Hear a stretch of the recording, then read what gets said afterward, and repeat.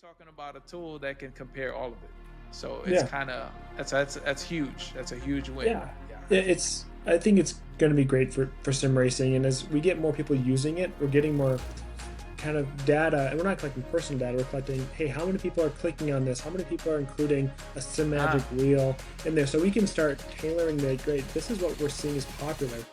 There's some new products coming out here that I can't go too much into detail with you guys right now. Oh no, come on. Maybe the next time. Come on. We're going to start these shenanigans.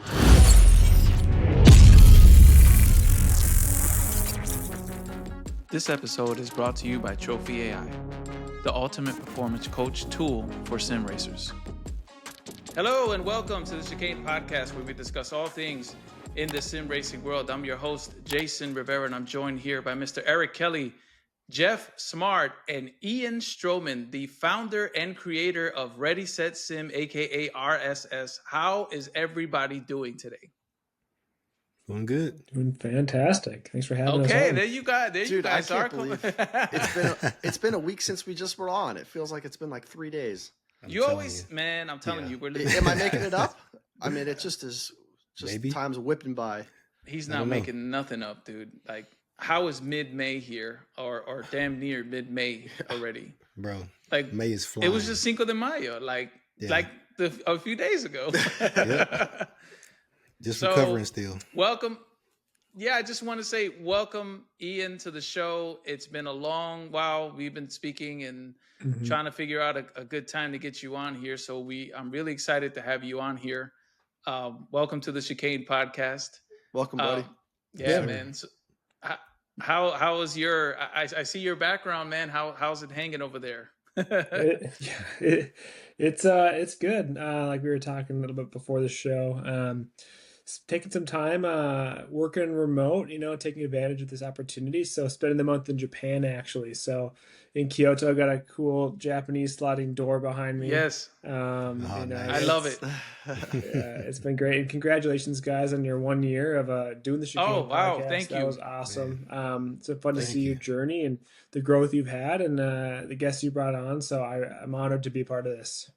And look, we have another awesome guest just right after. He didn't make the cut, man. I wish he would have made the cut so we could have thrown him in there in the announcement. So, But Ian is great. I'm excited. We're just going to go through a few announcements real quick. My shirt, Sweetwater, I just got a gift from, I just want to do a quick shout out, not sim racing related. I'm trying to get him a rig. And actually, if he's listening, you trying to get a rig? So my guitar dealer, he works at Sweetwater. His name is Reed Daniel. And I told him, hey, I have a podcast and blah, blah, blah. But now it's an even better time because we have RSS on the show. And that is a massive tool that can help him get there faster. So we'll go into the details. But big shout out to Reed Daniel. If you're looking for a guitar, let me know. We'll hook you up at Sweetwater. They hooked me up with a free T-shirt. It's really nice. So that's about it for announcements. That's the first episode of the fiscal year for us. So there you go. Eric, how was your week, man? What you got for us, man? Anything? My week was good. Once again, the Cheetahs whooped butt last week. The Cheetahs strike again, bro. The Cheetahs are on a roll, man. Yeah. Mother's Day was this past Sunday, so celebrate the wife. That's right. Happy enjoyed Mother's herself. Day. Yeah. So that was great. She's happy. Wrapping up for this week. Prepping for this week. My birthday's Wednesday, so getting ready for that big 4-0. What are you trying to tell me, bro? 4-0, okay. All right. 4-0 the in big the house, 4-0. man. Yeah, so 40 just laps around the sun. Yeah, it's down here from here. Hey, it's down here. No, man. They say 40 is the new 25, man. So I gotta. That's a lie. Shape, I've been here for a minute. That's a lie. Hey, I say this: I take my 25-year-old body, but leave my 25-year-old brain. There you go. That's how you do it, man. But that's pretty much been my past. Well, a happy birthday, a future happy birthday here on the show. We'll call him up and give him stuff about it later. Definitely. But yeah, man. What about you, Jeff? How was your week? Good. I've been doing a lot of work on the rig this week. I got my my wind sim in. If you've been listening, I've been building kind of like the, for lack of a better word, the fuselage of a Formula car kind of around the rig. You can't really see it here. And then today, last 2 days, I could not find a switch and, like ignition and starter the way I want it, like vertical mounted. Most of them that you buy are horizontally mounted. So I just did some YouTube search, and there's a dude out there. I can't remember what it is, but he teaches you how to do it. And it was like $23 all in parts. Like a USB joystick controller, some switches, whatever you want. And then lo and behold, we got 3D printers, and I just printed the size box and everything I wanted, wrapped it in carbon fiber. Ian, we just got 1,000 pictures right before you jumped Yeah, exactly. There was videos, pictures, different angles. I was like, damn, Jeff, my man is over selfie there. shots too, right? Oh yeah.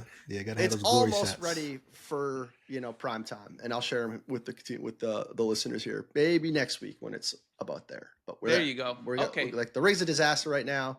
You put it all together and then you make it look nice. So we're getting there. But I've been busy working on the rig, not necessarily driving much this week. All right, that's what's up, man. That's a great way to start the week, man. Because we just started, so hopefully by the weekend, you're good to go with that. Ready to pretty rip a sure. couple laps. All right, so Ian Stroman, thank you so much again. Welcome to the show. We're gonna get right into this, man, right away. Yeah. So excited to have you on, and we just want to know.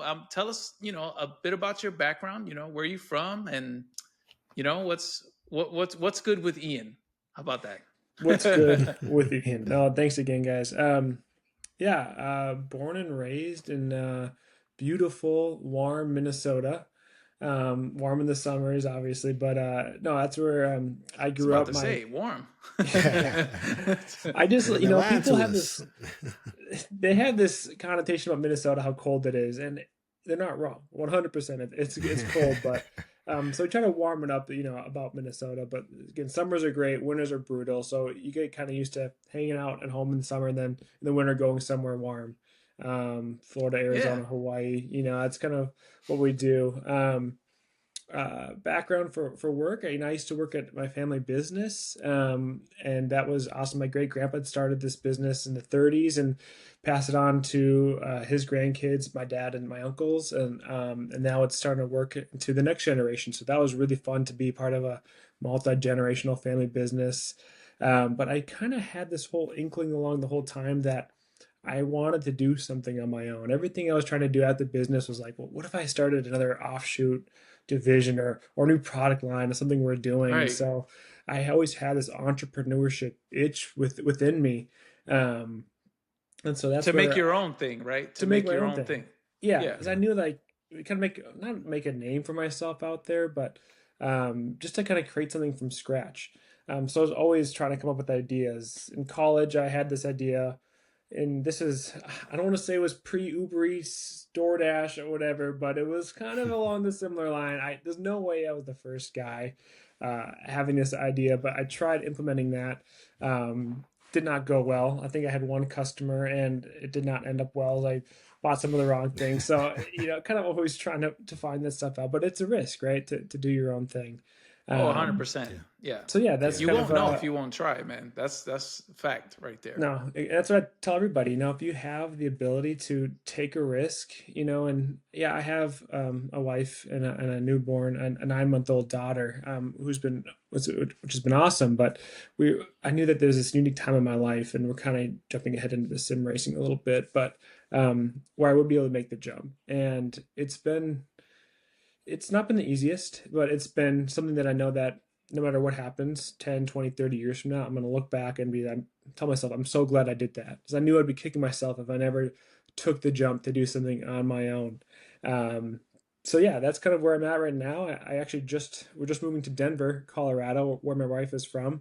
Currently homeless. We're waiting on all the houses to sell and get the other house. So that's kind of where we're at. So I know how that goes. Let's go be homeless somewhere cool and different. So that's why we're in Japan. Denver's not a bad spot, bro. I'll tell you. Yeah. It's not a bad spot at all. Yeah. No, we love it out there, and I'm a big outdoors guy, snowboarding and hiking, hunting, and mountain biking and all that too. So, oh yeah, they have plenty of that stuff over there. Trust me. Yeah. Plenty So outside that's over a little bit about me. And that's I think it's what's good with me, And so this is kind of all I focus on now is my family and my 2 babies, my real one, and then this one, Ready, Set, Sim. There you go. There you go, man. So you're an inspiration already just by hearing those words. Just the amount of pressure that must be on your back, with all that stuff going on in your life. And it's awesome to hear that people just go for it. Like Mm-hmm. there's so many people you talk to, like, oh, I had this idea or I wanted to do this, but then there's very few people that actually take that leap and go for it. And dude, I tip my hat to you, and I respect people tremendously that do that. Yeah. Well, thank you. Appreciate it. And, my biggest inspirations were obviously the people who've done it before me, whether it was my ancestors or I got really into like all this. We're seeing these trends in these movies and shows now about founders and their cool big businesses or whatever. And that just like watching those get me so excited. And so, I'm always like, that's going to be me, and 98% of businesses fail. Right. But that's where I still kind of the part where it could work out. But also I knew that I will always be glad I took this leap of faith in myself and my skill set and learning along the way. So, it's been a journey, and I recommend it if anyone can make the jump that they should. There you go. Yeah, that's cool. And there's no better feeling that's a feeling of satisfaction because you know that you've done everything, you're doing everything that you could possibly do to make this happen, and you'll never go back and say, well, I should have done this, right? Or maybe I should have done that. So hats off to you. That's a hell of an introduction. Definitely. So thank you. Over to the next question, Eric.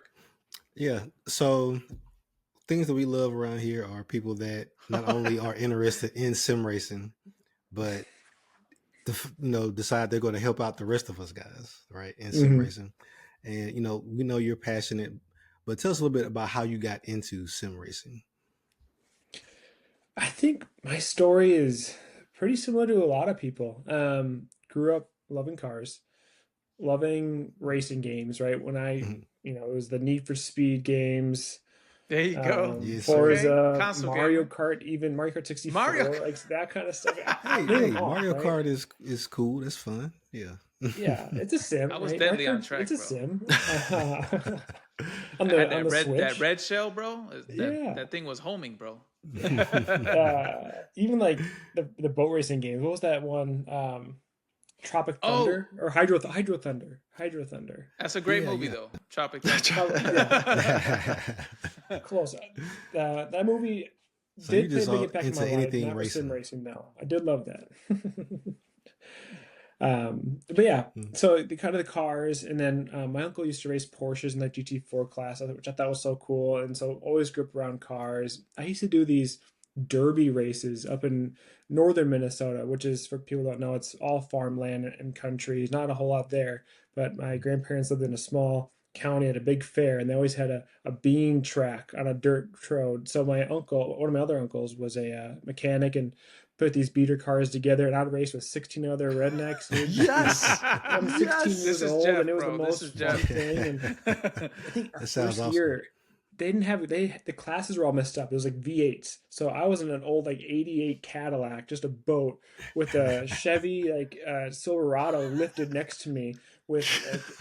It was chaos. I remember getting out of it. I'm again 16 at the time, so it was the most fun thing ever. And I had a huge gash on my arm because it cut through, like the front end of the pickup cut through the window and cut me open.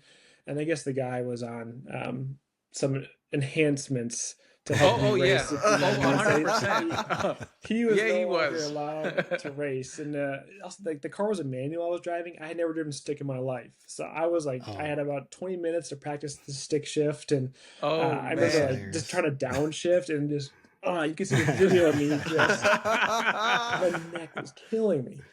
So much fun. So I'm like, but that thrill, like going max, 35 miles an hour, but just that speed in itself, and just, it's like when your first couple of times sim racing, you see the lights going down, and your heart is just racing, your goosebumps are going. I loved that feeling. And so that's what I was like, I want to get that again. Fast forward a few years, go to college, and then I get married, and I'm like, you know what? I think I want to try actual racing. So I'm just getting more and more into the real race, not even just the Formula One or the NASCAR, but more the IMSA and the other GT3 classes. Like that's what I really wanted to be a part of.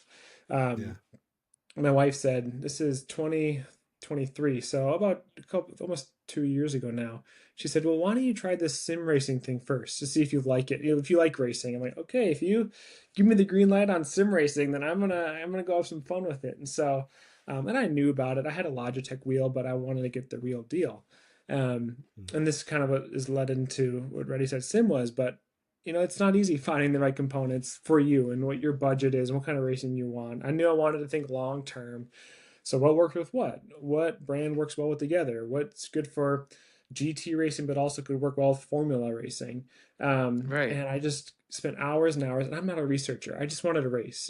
Some people love the search and the finding. I just wanted, here's what I want to spend, and here's what I want. So I found some guy on YouTube. His name is Sim Racing Den, Mike. Mikey, small loved world. his video, and his video was just awesome. So I'm like, okay, well, this guy looks sweet. I love his video. I'm just gonna buy whatever he has. So it worked out really well. I loved his stuff, but I knew there had to be a better way. And so that's where I'm like, why isn't there some sort of configurator that gets to know me, my budget, my needs, my racing style, or some other consolidation tool that has all the brands and components and all their details about it and lets me kind of pick and choose, because I was doing it in an Excel spreadsheet, which was great. But I'm like, if I'm going to do this, like this is so easy to do, and it didn't exist. So that's where the idea of Ready Set Sim came alive. That's cool. All man. right. So yeah, man, that's insane, bro. It's a cool story. Yeah, it's very similar to all of us in a way. That damn Logitech, I'm telling you, they made so much money. You got to start somewhere, I guess. I'll say one thing though. I'll say one cool thing about your story. He just kind of glazed over the fact that his grandfather raced GT4 cars. Like, just kind of like, Uncle. Oh, I'm sorry, we got uncle. Yeah, but it's like, we had real racers in my family. No big deal. No big casually.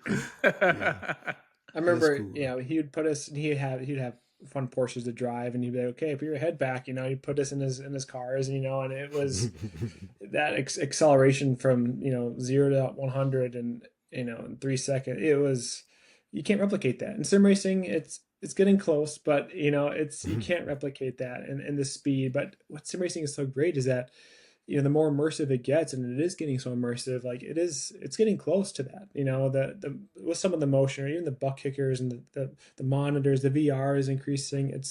I think people are starting to realize how they actually can have that experience. You don't need to have $200,000 to go get a car or join racing. You actually can have that experience at home. Correct. Yeah, that's true. Yeah. There's a lot of sim racers that are getting picked up for real life racing now. And they've never been in a cart, period. Yeah. So it's like every month there's a YouTube video or series about somebody making the transition. I think I stumbled across Max bringing one of his sim racing teammates into a real car. Yeah. In the GT World Challenge. And I don't know if he might have had a race yet, but that's like just one of many. And like you said, it's super fun to see. And I think that the teams are realizing there's a huge talent pool out there. It used to be just karters, but it's more than just karters, right? It's anyone who has the ability to sit in a cockpit and understand the racing mechanics, racing line, the physics, and racing concepts. Like there's millions of people out there, not just a few thousand. So good on the teams for figuring that out. It's way cheaper. I think that's what a lot of people are realizing, and then hating on the people that are. I think a lot of people look down on people that are just sim racing and trying to make the transition, whether it be jealousy or like you didn't do your time type of attitude. And I think it's changing, man. Yeah, and that's a good thing you brought up, Jeff, because we've actually mentioned that here on the show, is that in my humble opinion, sim racers have way more track time than real life drivers. I mean, think about it. You can jump in at any time. You don't have to set up, tires and go on a track and get the team together. these guys are learning the track every single day, and they're learning the different configurations. They can race it in the wet. They can race it in the sunlight. They can race it at night. So if you're a real life driver, you have to. It has to work out for you like that. You know what I'm trying to say? So I think it's going to be nothing but become a more and popular thing, because it's just becoming so popular here about, drivers, racers here and there, just going from crossing over from sim racing to the real thing, and they're competing, they're holding their own. Yeah, well, exactly. The Daytona 500 winner last couple of years, William Byron, started on iRacing when he was 12. Yeah. Nice. He's one of the few current NASCAR champions, but you can't forget about Mr. Byron, and he's it's been fun to see his story, and I've had the chance to meet him a couple of times. Just a real humble guy, real down to earth, and he was just like one of us as a kid with the Logitech, just starting out, and now he's. I'm telling you, man, that Logitech it gets everybody apparently. Yep, that's the rite of passage right there. Speaking of Logitech here, what's your current setup, and kind of what was your progression to that setup? Good question. So my setup, well, you can look at Mike's old setup recently, but yeah, it was a great setup because it allowed for a lot, and it allowed for, I knew that, again, I didn't want to have to buy a nicer part, but then now I want to upgrade again. I just wanted to go all in right away. And I think that was probably the most cost effective option too, doing it that way. Yeah. Finally, somebody did it. So the ASR Pro is what I started with, the V1. Nice. Solid setup. The CineCube 2 Pro. Yes, sir. You got the CineCube. I think one of their I'm a CineCube fan. Yeah, it's good. And they just launched their the refurbished program too on their wheelbases yesterday. So I don't know if you guys saw that, but that's Asher did too. I saw a post from Asher. Asher's doing the same thing with the refurbished thing. It's good. It's just better for people looking to sell their components, people looking to buy components at a better price. And we're seeing all over, and I'll get into this too, kind of what we're looking to support with this, but Facebook Marketplace is every day you're saying this guy's a scammer, is this one real? So they're looking for better ways to reuse this and to reuse the products. But yeah, the CineCube 2 Pro, Acetec pedals, the Forte, and then that's quite the setup, dude, to start out monitors with. And I got the GSI, the Hyper P1, or which one? The Hyper Wheel, one of the the P1, right? Yeah, the big, the with the screen. Yeah. That's a good wheel. Yeah, it was a sweet setup. I actually just sold it. I feel bad. I sold it moving across the country, so it's kind of an excuse to I'll sell it, and then now I know. I mean, I don't. If I'm going to get another rig, I actually probably wouldn't do a whole lot different because it was so perfect. The ASR Pro has a V2 that just came out a couple months ago, some increased cord management and some other cool options there. So I might do something like that. Those active pedals, though, I don't know if you guys have tried them, but that's kind of the new thing on the market that everyone's saying might be the future for sim racing. Jason, you try that active pedal? See, I thought I was banned from talking about the active pedal. You know how many people commented on the video? So I do have the active pedal. They are awesome. Mm-hmm. And I almost took the plunge and bought the ultimate version. Mm-hmm. And you're in Japan, and coincidentally, I was in Japan at the same time, and or not same time like today, but around when the Pro was coming out. Oh yeah. And I was talking to Michael, and they just dropped the announcement, and I was literally in Osaka walking around. Mm-hmm. And he's like, dude, they dropped the pedals, and I bought them. And he's like, dude, I'm glad you waited because I couldn't tell you I had them, but I'm glad you waited. They're worth every penny. So if you, I'm telling you, if you already started with a high-end setup, there's really, that is the next thing. If you're looking for something more, both immersion and actually a tool, because it stops you from getting on your knees and going under your rig and switching out a setup per car. You know what I mean? You can have 100 pedals with a single pedal. You know what I mean? With a pushable button. I think that's probably a big selling point. Yes. That's what's so great about sim racing. You can do an oval to a drifting to formula. Yes. Right? And all trucking. farming, right? You gotta have your farming simulator too. I do play Farm Sim too. I dabbled in that. Yeah, but I think that's where it's such a great idea. The acetic pedals are great, but I never changed them. I just kept them all the same. So I had my formula pedals for GT and for everything else, and it was cool to see though, and I'm sure everyone has had this experience, but going from the Logitech and then getting kind of a higher end setup is looking at your iRating. They kind of almost like shoot up a little bit, and not to say that your equipment makes you better. It doesn't necessarily make you better. One of our partners, we sponsor Cam Eben, right? He's a top iRacer in North America, drives on a Logitech currently, and he has a 13,000 I think 11,000 iRating. He's top one in Formula in the North America, number 3 for GT, right? And so there's a lot to say about just the racing mechanics, but the equipment does make it more immersive, and it can help someone like me who wasn't the best racer, but just kind of get that more immersive feeling and then race. Like, you want to feel like you're driving a real car. You drive better when you're more immersed that way. I feel like the brake has done, what I said, that you have multiple brakes on it, but it makes me trust the brake more because it's easier to hold pressure, with an elastomer, when you try and squeeze the brake and hold it, depending on the life of that elastomer, your foot can sink down, or it can just be inconsistent, right. Pressure wise. So that's why I like them. That's why I believe, and this is my opinion, that's why I believe they will make you faster, because you can take this equipment, grow with it, and it's not going to, how do you say this, wear out on you. It's electric. You know what I mean? Unless the motors go die on me, which that remains to be seen, right? Especially with the newer options that are out there like Moza, and then SimMagic has one. So with the years, we have to see how they hold up, and that's something that remains to be seen. But so far, they're great.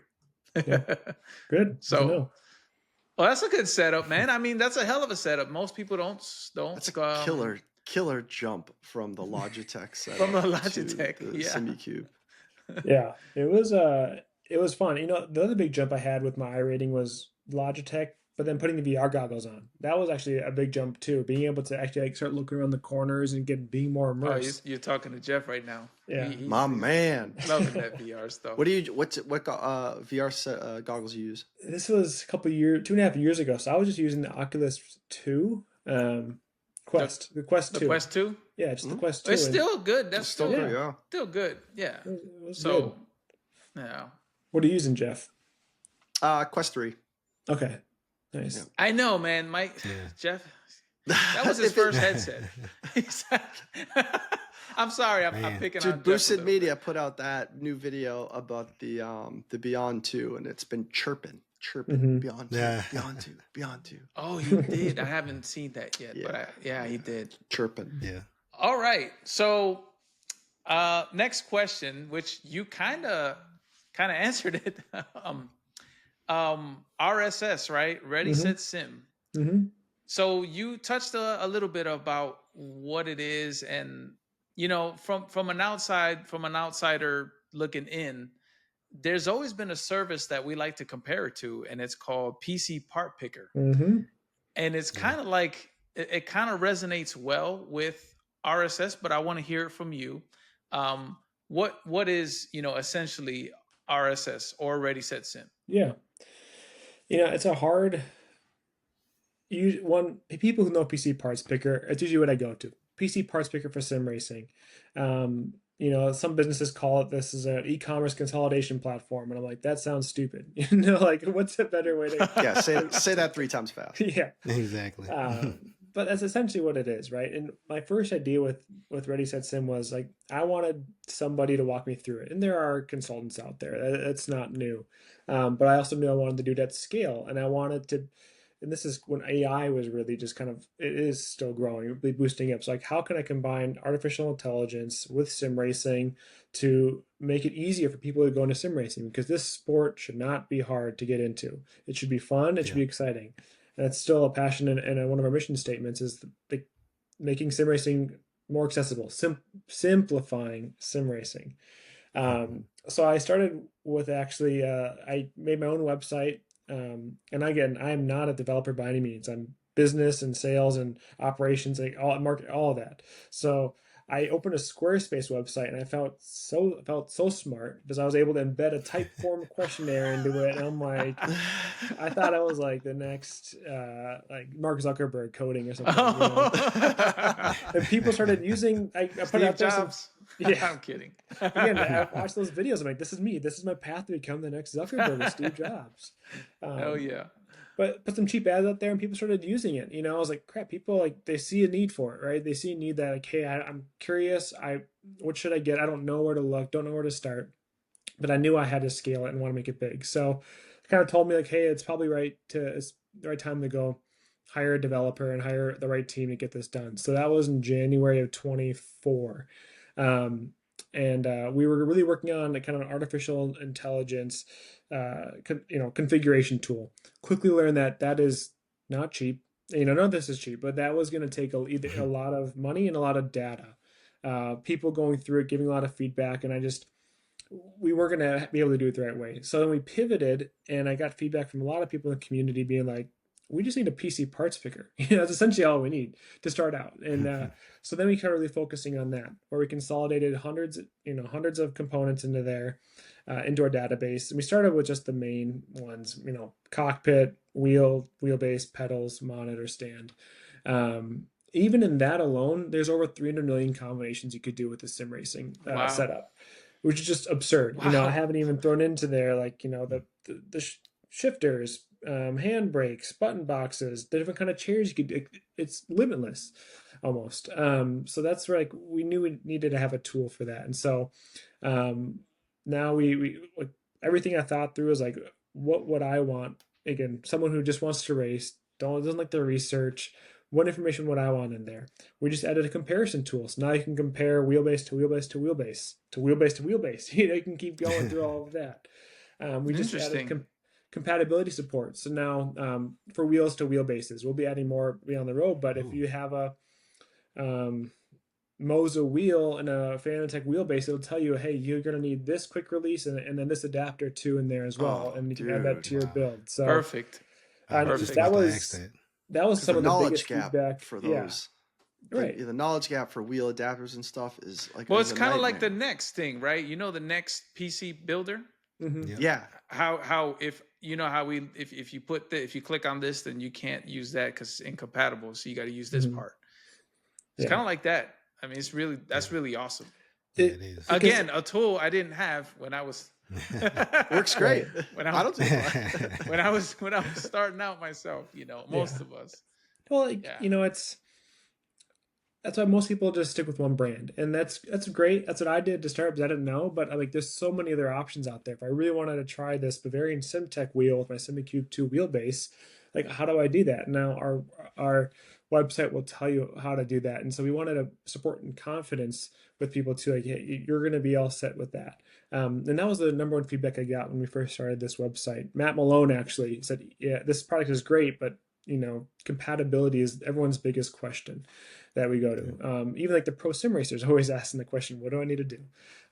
So we added compatibility support into there as well. And then we've just added all the other components, right? We just added product categories for shifters, hand brakes, button boxes, chairs, monitors in there too. So we really wanted to make sure that people could build their full rig in here and compare it and see the price on there as well. So we're just getting started. I feel like we're now just starting to hit our stride where I feel comfortable. I would actually use this tool. And I think it's exciting for sim racing community. And I think it's really exciting for the people who aren't sim racing yet, don't know how easy it is to start sim racing. And we're going to help really grow this awesome community. Because when it grows, we all win. Right. So exactly. Yeah. I do have a question before moving on. Does it include data from SimHub? Do you have devices that are compatible with SimHub in there? Because that's a big question as well. The community may have. Does this wheel work with SimHub? Can I manipulate the LEDs? Is it compatible with DNR wheels? Yeah. For example.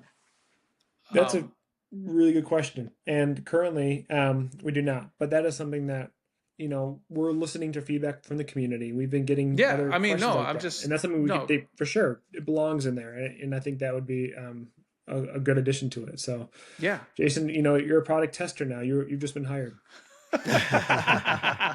No, hey, no, but for real, like, I didn't mean anything by it. Like, SimHub is a huge part of my rig, and it's a huge part of Eric's rig and many sim racers. But then there's sim racers that don't really use it, right? I mean, it's no secret, but it's becoming like a vital tool. Yeah. I mean, it's a deal breaker for a lot of wheels. Like SimMagic has that. Was it the FX Pro? Yeah. Oh, go ahead, Jeff. That if it was SimHub compatible, that would be the most popular wheel in the industry at the price point for what you're getting. But it's not SimHub compatible, so I would get complaints from Jeff. Yeah. Why isn't this wheel SimHub compatible? He wanted to buy one before he bought his Solpec. I'm so glad I didn't. And this is, I guess, I mean, it's good feedback for you, Ian. It's SimHub is a huge thing. It's I know it's a paid subscription, but it's a one-time. It's not like it's a reoccurring fee, if you may. So.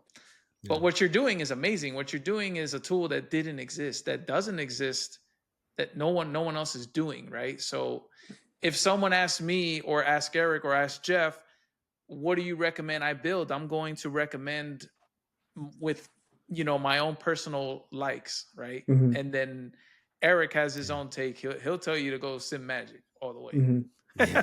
Jeff's going to tell you to buy a Solpec. But now you're talking about a tool that can compare all of it. So it's kind of that's huge. That's a huge win. Yeah.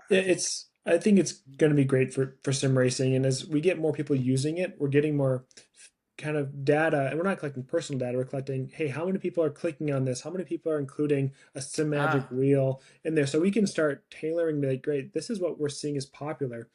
And we have some new products coming out here that I can't go too much into detail with you guys right now. Oh, no, come on. Maybe the next one. Come on. We're going to start these shenanigans.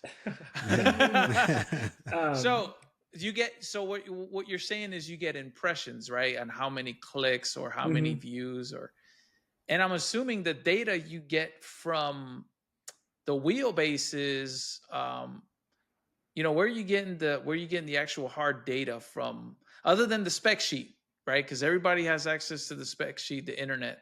Do you follow? Does it come from reviewers? Does it come from posts? Does it come from, like, where do you have like a scale, like a rating scale per product? Yeah, so we partnered with a few reviewers, Mike at Sim Racing Den being one of them. Mikey. So we that was important too. Is I didn't want to be the expert on sim racing products. I just wanted to have a tool to consolidate it. There are already so many great experts out there who have tried all the components. And to really give an honest rating, you can't try two components. Because I'd say, my SemiCube 2 Wheelbase is the best because it's the only one I've ever used. Mike, though, has used so many of them, so he can actually give an honest opinion. So we had him there point. And a couple other reviewers, and we're looking for more to join on as well. But they have I just wanted a basic 3 scale, right? 3 types: performance, quality, and value. And then we have averages out for an overall rating. So you can go on our website, you can filter through all the wheels by rating, and what's the top one by rating. And I think right now it's the Bavarian SimTech wheel. Mike really loved that one. Interesting. We just got a message about someone asking for advice on that. Yeah, so hopefully he hasn't well,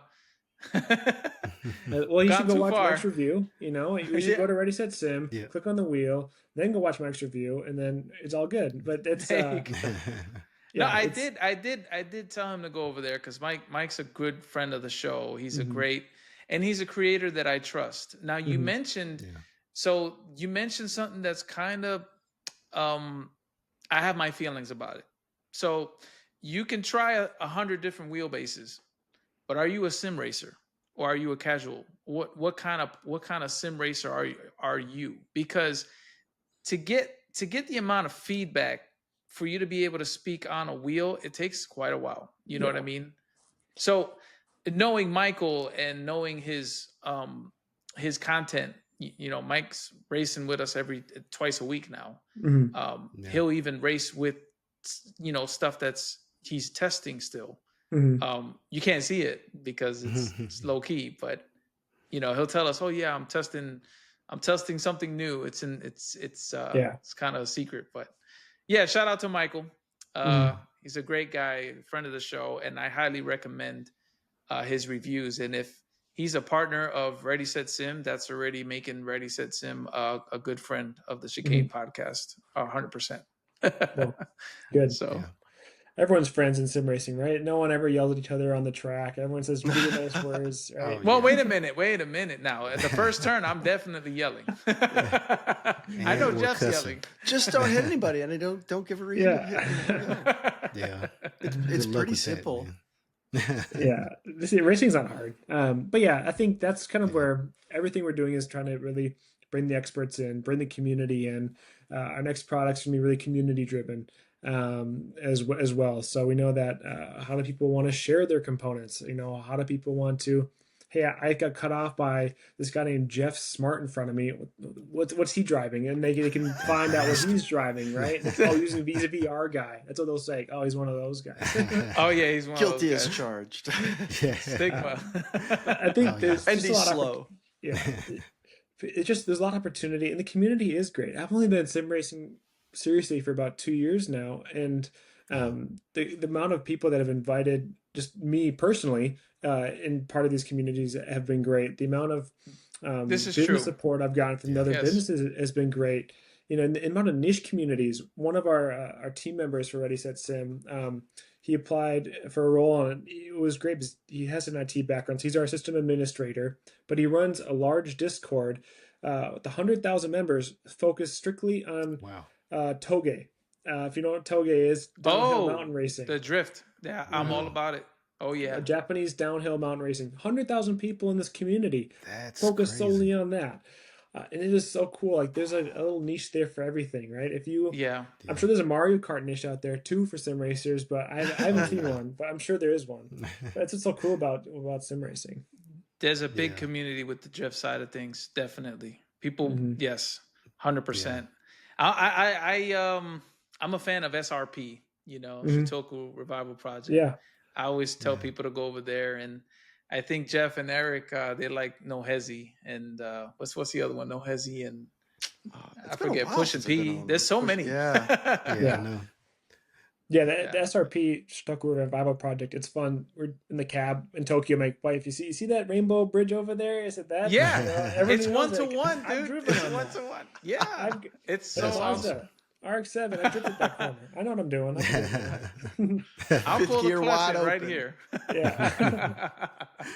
Yeah, but to your point, kind of being new to sim racing myself, that's one thing I always talk about is the community is different. Like I'm involved in other communities that are not as welcoming, not as friendly, not as helpful. With sim racing, pretty much regardless of the platform, Discord, Facebook, YouTube, actually on track for the most part. If you're there to have fun, then you're surrounded by other people that are there to have fun, as long as you make it past turn one, like Jeff says. That's a good slogan. T-shirt. Yeah, I know, right? Didn't that just mesh well? Made it past turn one. Hey, I've been looking for it's been a year. You got to put it on the back. You got to make it past turn one so people miss it. Genius. Yeah. Made it past turn one. Yeah. Survived turn one, right? Yeah, we'll make profile pictures on Facebook, like a check-in, like with the. Are you okay? Yeah. Survived. I'm okay, man. We made it through Daytona's first turn, which is deadly. I just found out about that one. That one's really dangerous. Want to have a live coach available on demand? With Trophy AI, you'll be able to practice with Mansell AI at your convenience. A real-time coach in your headphones to navigate and guide you through the track, helping you achieve race pace. This tool is awesome as it provides full brake, throttle, and steering telemetry on screen with the live review getting you ready for your next big race. Check links to Trophy AI in the description and also use Chicane12 in all caps for a 12% discount.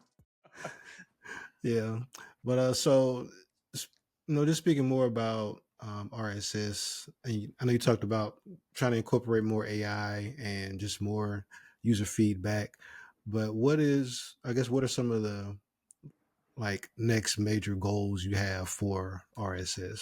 Like, where do you see it in 5 years? Just kind of position in sim racing. Yeah, thank you. It's a good question. Really, what I want Ready Set Sim to be is kind of to be the number one tool that people use to start their sim racing journey and then continue that journey, right? Mm.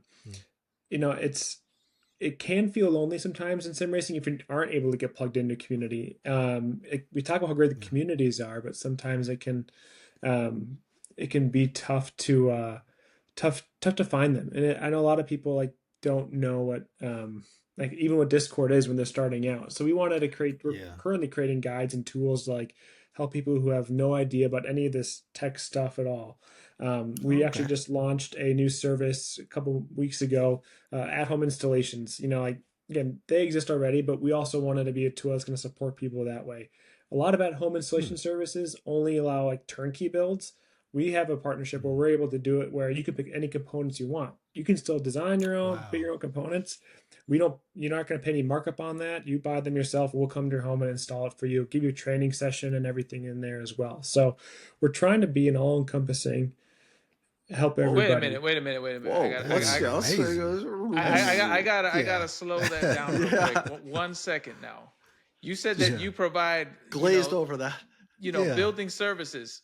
Yes. Does that apply? Is that including Hawaii? Because we'll make Hawaii work. We're on some lower 48 problems over here, man. No, we are lower 48 positive. We love lower 48. All right. So Northern Alaska might be a little tough, but where have you where have you went and like what are some of these builds that people are doing for that type of like service? If you don't mind me using that word. We just launched it recently, so we're starting our current people are already engaging, looking to build, looking to do that. We learned that it doesn't happen overnight. No one buys a rig overnight, as we all know. But we're already engaging in consultations, planning it out for them. I have one customer who's he wants a chopper sim and a racing sim at the same time. So we're looking at and it's going to be, his budget was $80,000, $75,000. So those things get up there. They have the 6 ranges of motion, the yee-yaw. I don't want to get it. I say yee-yaw. Roll, that's always pitch. a fun one to say. Yeah, full 60, all of that. Yeah. Man, that's cool. So we're seeing a lot of that, and we have installers all around the world. Over 100 countries. What was that? I said I'm drooling over here. You talk about like 8 pitch this and chopper and racing. That's like in one shot. Like that's a dream setup. I wish, man. That is he ain't to start with no Logitech. You imagine you let them in the house, and then you're like, oh yeah, I'm gonna go for lunch with the wife. I'll be back. And when I come back home, there's like 2 rigs set up. It's always better to ask for forgiveness, But my wife brought it up. She goes, "Don't race first. Why don't you?" I like this guy. They gave it to me. You deal with the consequences later. That's it. Well, hey, I can't return this $75,000 simulator. What do you want me to do? Throw it away? They gave it to me. What do you want me to do? I'm being responsible now. Hey, it's cheaper than a Porsche, so This is not true. by much, but it is. Technicality. but like you're asking, Eric, like long term, I think we're always going to be looking at ways that's really going to make sim racing easy. We're bringing in partners too and help with more detailed tutorials. And there's already so many, like you said earlier, Jeff, like you can go through the YouTube trails or the Reddit, deep dives, but like we wanted there to be one single source of information from experts where you can quickly find everything. So once we get a lot of this information, these guides, tools, we're going to incorporate AI into a lot of that too. And it's going to make it so much easier just to find things, get the answers you need, really simplify everything within sim racing. It is getting easier, but the more and more that's coming out, it kind of can get a little more complicated too. So we really wanted to be, and we plan on being the single source of information for people to start sim racing and keep sim racing, as well as when they want to move on from sim racing or change to like, hey, I want a new rig. How do I get rid of my old components? A little sneak peek to what is coming down the road, but I'm ready to get, offload this equipment too. So a lot to be coming, but in a one sentence answer, it would be kind of the main tool for all sim racers for all needs. Got a quick question for you.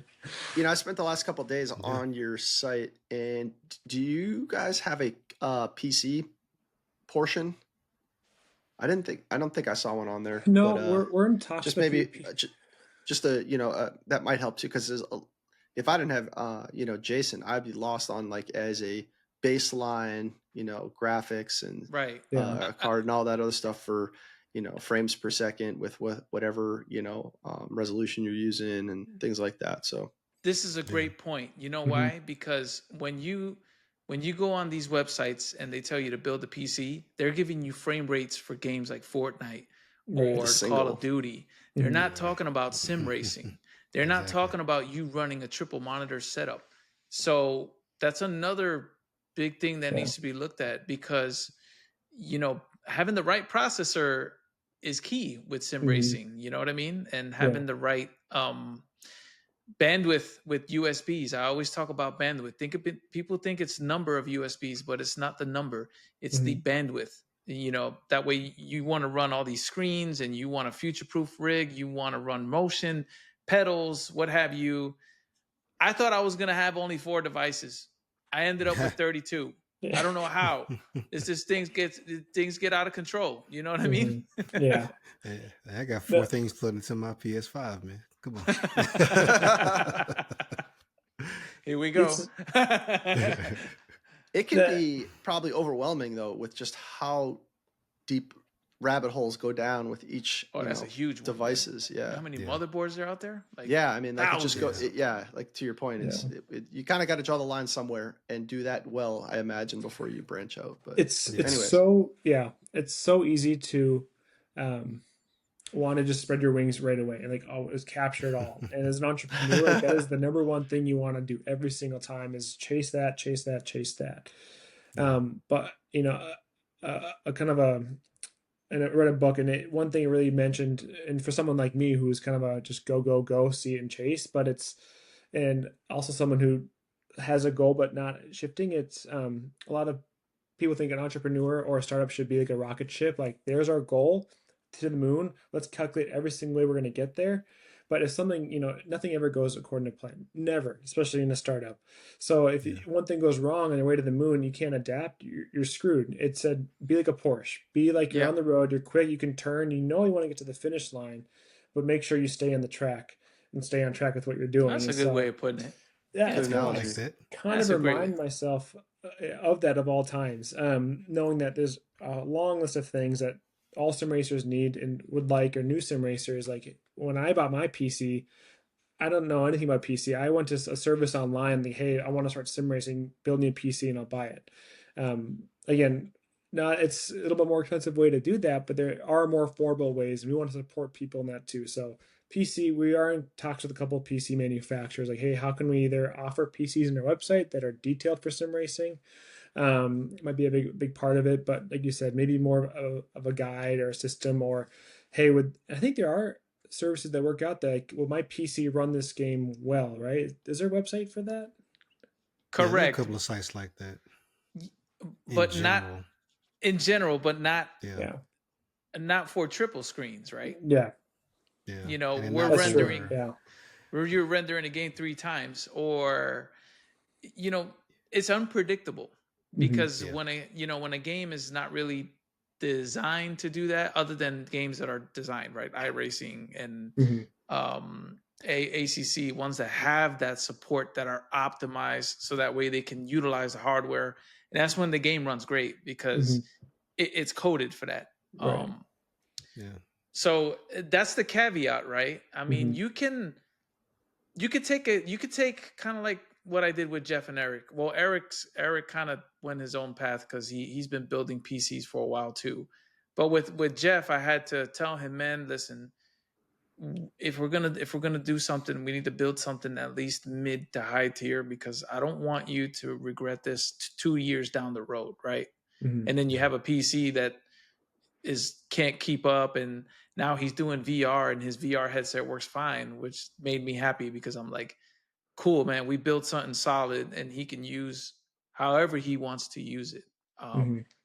And that's kind of that's a gray area, man, because there's no data point I can use other than if we're looking at teraflops and system memory and how machines work, to keep it simple, then I'll tell you we should be good. I can't guarantee it, but I'll tell you we should be pretty good. And we haven't had a problem like that, especially nowadays, modern PCs. If you're on the AM5 platform, I believe any AM5 platform should handle sim racing just fine. Even on the high settings, or even the ultra settings, and if you have a single screen, that's less stress on your machine. But you got to think, if you have plans on adding 2 other monitors, then you have to build something that's capable for that extra power later that you're going to need. So Truth. Along with all the Windows bugs and with all the NVIDIA surround nonsense that we go through, there's so many caveats, bro. There's so many there's so many variables, right? So many wrenches being thrown at you. It's hard to just say, buy this, you're good. There is a learning curve with computers. Even if you didn't know how to build one, you start sim racing, you're going to learn how to use a computer. You're going to learn. Yeah, you're going to learn how to maintenance your machine. And I've learned that the hard way. Yeah. Never thought I'd be uninstalling, graphics drivers on a Thursday night. Booting his computer up in the safe mode or cleaning out his registry. Things that a normal user doesn't do. You know what I mean? So, especially someone that just wants to sim race, they don't care about all this other PC stuff. You know what I mean? So. And that's me. Okay. Yeah, I'm with you, dude. But I've learned that it's much like a car. There's maintenance that you have to do on it to make sure it's running optimally, just like a car. Oil changes and tire changes, and it could go on forever. But all right, I got a question I want to kind of talk to you about is, what do you see the future of sim racing looking like? And speaking of the future, does Ready Set Sim have any plans on attending the expo in Chicago? Yes. Are you going to be there? I'll answer the Not to put you on the first. spot, but what's I'll that? be in Chicago. Looking forward to being there. Excellent. So yes, I'll be there. Man, we get to meet you, man. That'll be awesome, man. Yeah. I would love to shake your hand, because I think you're doing some next level stuff. And I appreciate that. The reason we were bringing all these ideas is because we're excited, because something like that didn't exist, developed, that's kind of cool.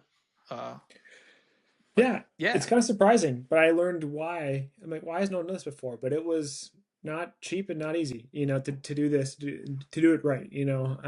We actually, I should have mentioned this earlier.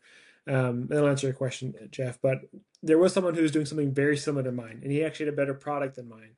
And I found it through a Reddit thread, and I reached out to him. The company was called Sim Racing Connect.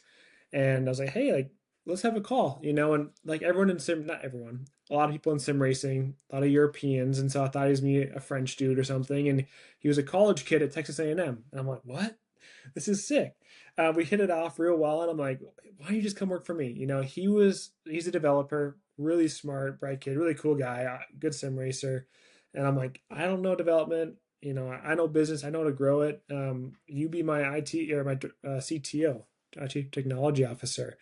And he's like, absolutely. So we worked that out. And so that's been an awesome enhancement. So now we have me kind of on the business side, and he's done a great job of really revamping our back end and really growing it, and so much faster. Previous developers are great, but I'm trying to teach them sim racing. They're trying to talk to me in code. Doesn't work out too well. So now I can just tell him, hey, let's do this. What do you think about that? And he just, it goes fast. So Jack Stacy, he's great. And you'll be seeing us two together a lot more over the next few months. So future of sim racing.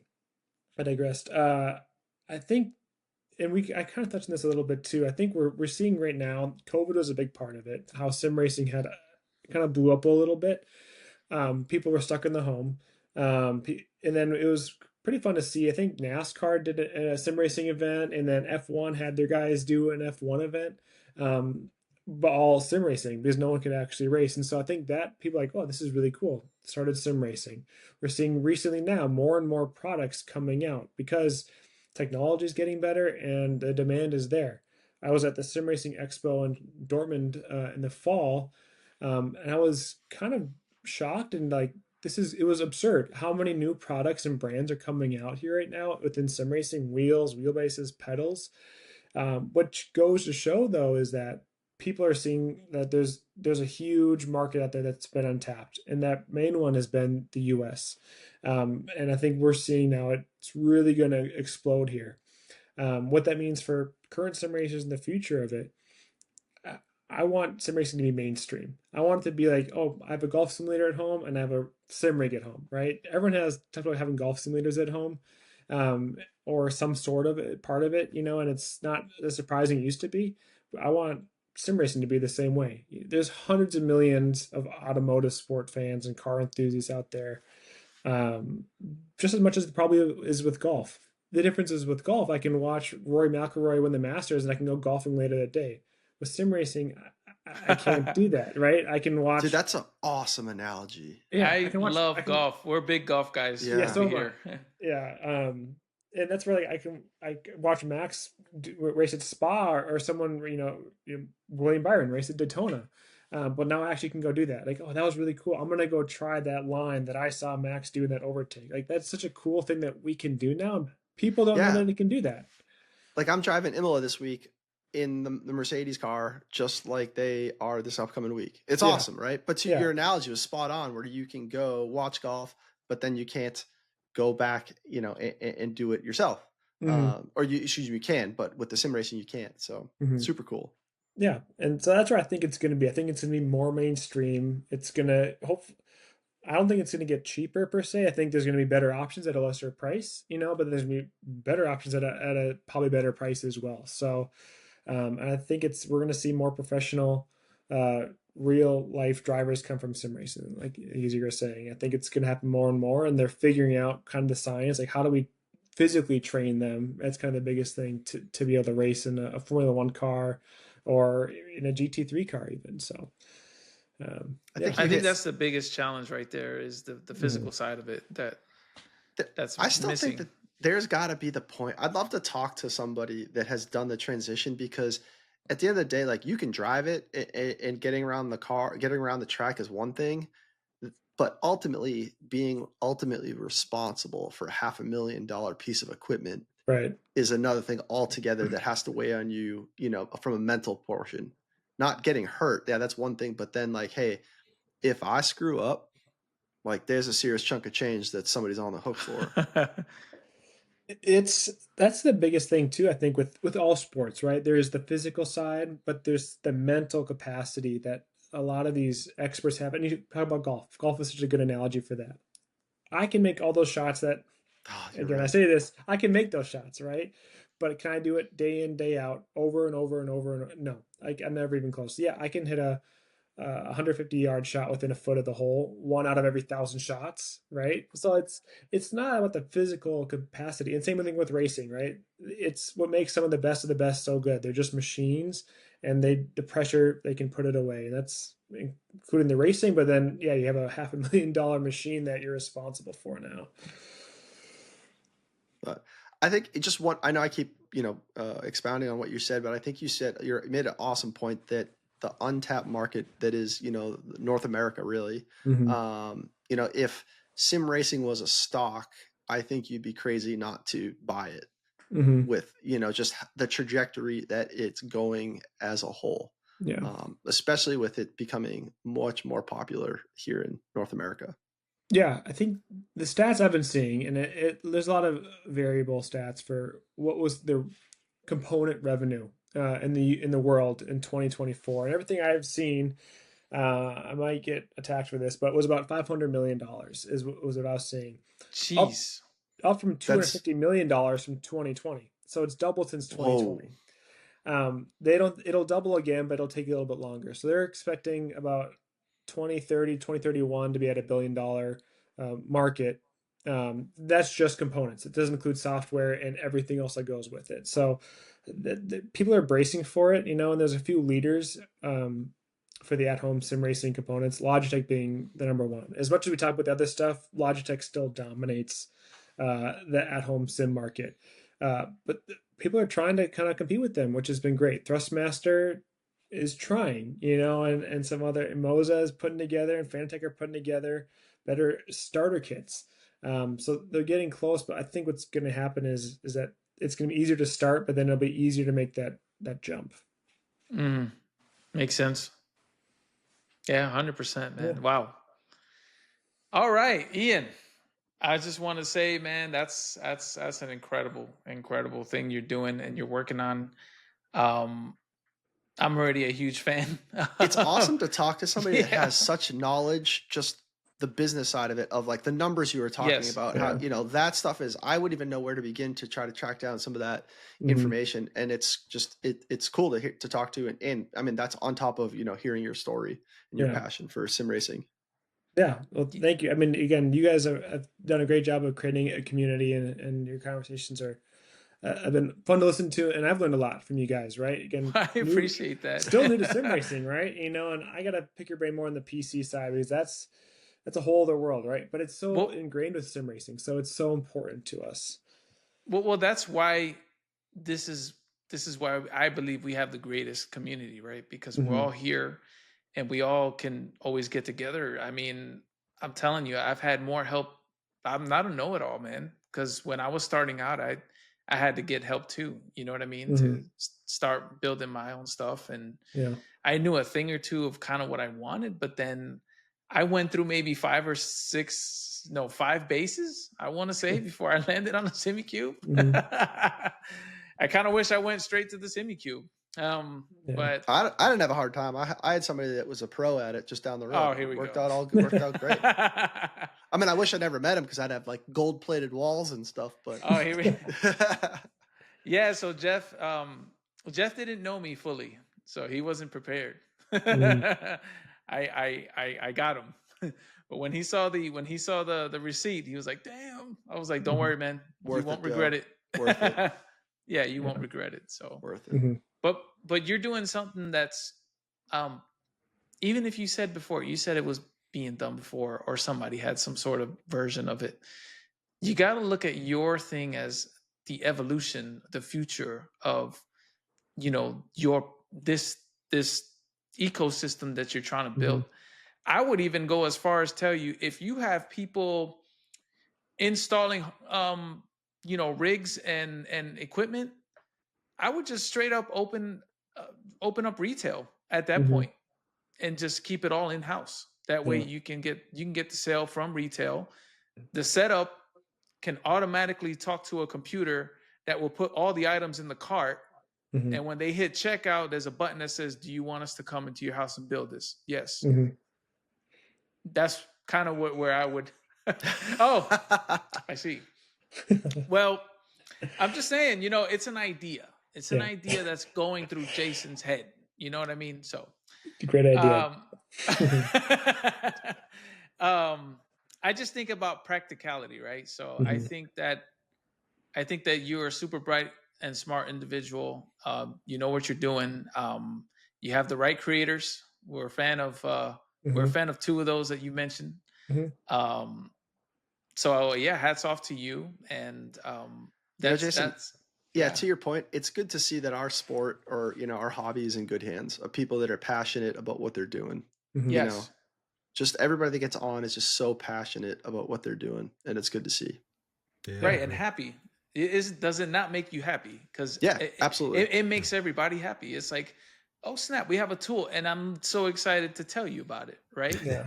I'll call you up on the phone and say, "Dude, you got to drop what you're doing. Forget about this meeting. Hold on, go to this website real quick and check out this link and look at what this guy's doing." And then we found the love of 3D printing. Right now, we got Jeff sending us 100,000 messages, and he's carbon fiber wrapping it, and he's showing it so it can glow in the light. It's just this whole community, right? This whole community as a whole is full of love. It's full of love, and I'm excited. I'm excited. I can't wait to see what you do with it, Ian. Honestly, I can't wait to see this develop. And I mean, it's developed, but I want to see it, develop more. To the moon. Yeah. Yes, to the moon. Yeah, that vision is crazy right now. The vision, he's got the vision. Yeah. 100%. So. Well, I appreciate it. Work. Yeah. Yeah. No, it's people like you who we do this, and we know that if it was just me and not the community, I wouldn't be able to get this done. I won't learn enough. I wouldn't be able to morph it to what we need, current sim racers, and what future sim racers need. So, again, we need more people like you too in the community, spreading the love of sim racing. Well, sim we missionaries, appreciate that. right? Is that a word? Sim missionaries? Sim missionaries. Yeah. 100%. Yeah. All right. So I think this concludes the interview portion. I will do a round table with the gents. I have nothing more for Ian. I think I just want to thank him personally for coming on the show again. Yeah. It is a whole nother different time over there. I can't even pretend. Well, I don't even know what time it is over there, but thank you so much for. Yeah, I know, in the future, ain't he? It's the weekend. It's the weekend. I'm good. So, thank you so much, and I really hope you enjoy your time out there. I love it out there. Yeah, just take it all in, dude. Just take it all in before your next big move. Take advantage of it. So, guys, you got anything? Eric, Jeff, what we got for round tables?